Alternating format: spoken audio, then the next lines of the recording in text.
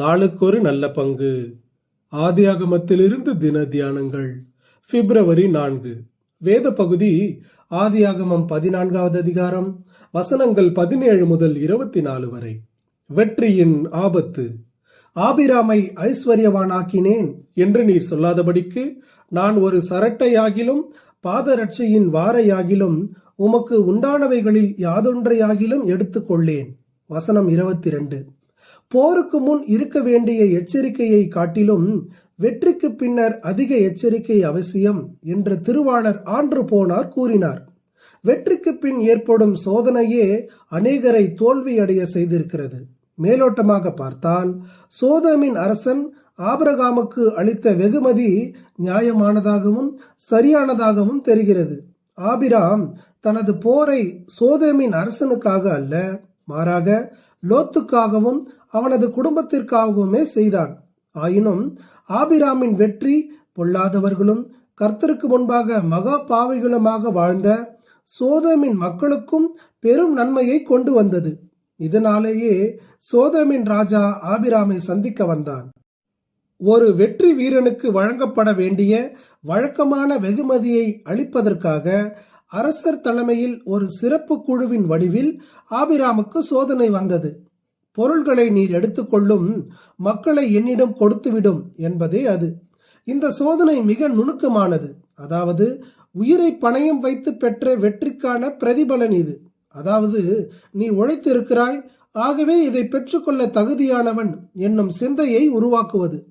இந்த வெளிப்படையான ஆசீர்வாதத்தில் மறைமுகமான ஆபத்து இருக்கலாம் என்பதை ஆபிராம் உணர்ந்தான். பரிசை பெற்றுக்கொண்ட பின்னர் சோதோமின் அரசன் ஒரு நிபந்தனையை விதித்ததாலோ அல்லது ஒரு ஒப்பந்தத்தில் கையெழுத்திட சொன்னாலோ என்ன செய்வது? ஏறத்தாழ இன்றைய நாட்களில் வங்கிக் கடன், கடன் அட்டை வேண்டுமா என்று அலைபேசி அழைப்பு வருவது போலதான் அது. ஆகவே ஆபிராமை ஐஸ்வர்யவானாக்கினேன் என்று நீர் சொல்லாதபடிக்கு நான் ஒரு சரட்டையாகிலும் பாதரட்சையின் வாரையாகிலும் உமக்கு உண்டானவைகளில் யாதொன்றையாகிலும் எடுத்துக்கொள்ளேன் என்று வாய்ப்பை அவன் நிராகரித்து விட்டான்.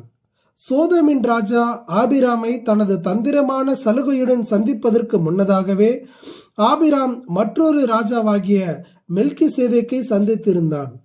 இவர் ஒரு அரசர் மற்றும் ஆசாரியர். இவர் கர்த்தராகிய இயேசு கிறிஸ்துவின் நித்திய ஆசாரியத்துவத்திற்கு நிழலாக இருக்கிறார். நமக்கு வருகிற சோதனைகளை வெற்றி கொள்ள இடைவிடாமல் நமக்காக பரிந்து பேசிக் கொண்டிருக்கிற நித்திய பிரதான ஆசாரியராக கிறிஸ்துவை இவர் பிரதிபலிக்கிறார். இவர் ஆபிராமை ஆசீர்வதித்தார். ஆபிராம் இவரை சந்திக்காமல் சென்றிருந்தால் சோதோமின் ராஜா பொறியில் மாட்டி இருக்க வாய்ப்பு இருக்கிறது. வானத்தையும் பூமியையும் உடையவராகிய உன்னதமான தேவனின் ஆசீர்வாதத்தை உணராதிருந்தால் சோதோமின் ராஜா விரித்த வலையில் விழுந்திருப்பான். ஆபிராமை பணக்காரராக ஆக்கினால் அது தேவனாக இருக்க வேண்டும். நீ உன் செல்வங்களை எடுத்துக்கொண்டு போ என்று சொல்லிவிட்டான். என்ன ஒரு தைரியம்! இதுதான் வெற்றிக்கு பின் வரும் வெற்றி, ஒரு மெய்யான விசுவாச வீரனின் வெற்றி. தேவனே, எங்களுக்காக பரிந்து பேசுகிற பிரதான ஆசாரியராகிய கிறிஸ்துவுக்காக நன்றி கூறுவோம்.